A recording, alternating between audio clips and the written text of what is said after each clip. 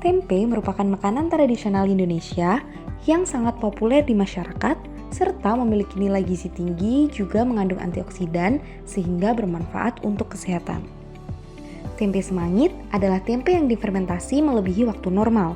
Waktu fermentasi normal pada tempe berkisar antara 24 hingga 48 jam.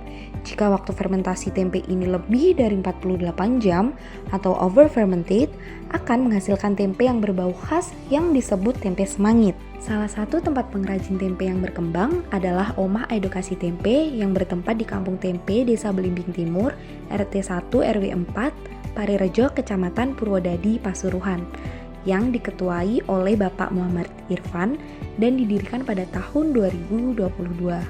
Omah Edukasi Tempe ini dikenal karena menghasilkan produk tempe premium yang diberi merek Ziko. Banyaknya tempe yang dihasilkan seringkali menyisakan tempe-tempe tidak terjual dan bila dibiarkan akan menghasilkan limbah karena mengalami pembusukan. Untuk mengatasi masalah tersebut, diadakan pelatihan pembuatan bumbu penyedap rasa berbahan dasar tempe semangit di Omah Edukasi Tempe pada tanggal 8 Agustus 2024 yang dilakukan oleh tim dosen dan mahasiswa OPN Veteran Jawa Timur.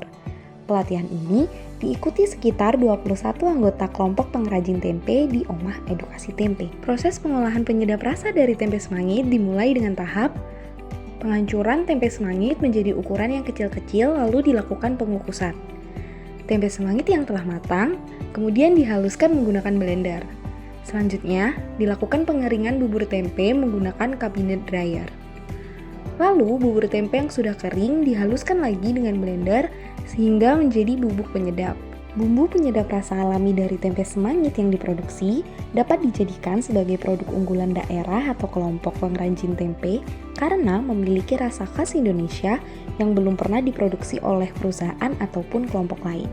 Selain mempraktekkan proses pembuatan penyedap rasa dari tempe semangit, pada pelatihan ini juga dijabarkan materi mengenai pelabelan untuk kemasan bumbu penyedap yang sesuai dengan peraturan pemerintah nomor 69 tahun 1999. Lalu, dijelaskan juga mengenai bagaimana strategi digital marketing agar cakupan pasar dari Omah Edukasi Tempe semakin meluas. Pada akhir sesi pelatihan, dilakukan penyerahan alat-alat pendukung pembuatan penyedap rasa tempe semangit kepada kelompok pengrajin Omah Edukasi Tempe. Ucapan terima kasih diberikan kepada Direktorat Riset Teknologi dan Pengabdian kepada Masyarakat selaku pemberi dana sehingga pengabdian ini dapat terlaksana dengan baik. Pak, terkait program pengembangan bumbu penyedap alami yang dilaksanakan tanggal 8 Agustus, itu respon dari kelompok Omah Edukasi Tempe bagaimana Pak Irfan? Kalau dari kelompok atau anggota Omah Edukasi itu alhamdulillah responnya positif Bu, karena menjadi salah satu solusi ketika tempe rusak atau tidak matang atau ada retur dari pasar itu bisa diolah menjadi tempe semangit gitu loh.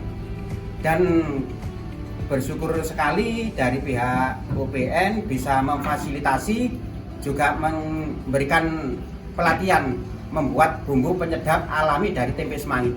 Kemudian untuk kedepannya barangkali ada hal-hal yang ingin disampaikan terkait penyempurnaan produk itu seperti apa Pak?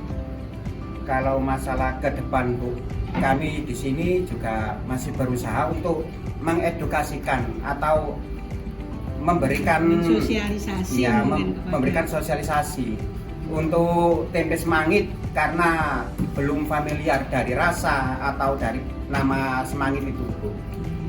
Karena dari beberapa daerah julukan tempe busuk atau semangit itu beda-beda. Mungkin butuh waktu dan butuh proses saja dari kami selaku Omah Edukasi.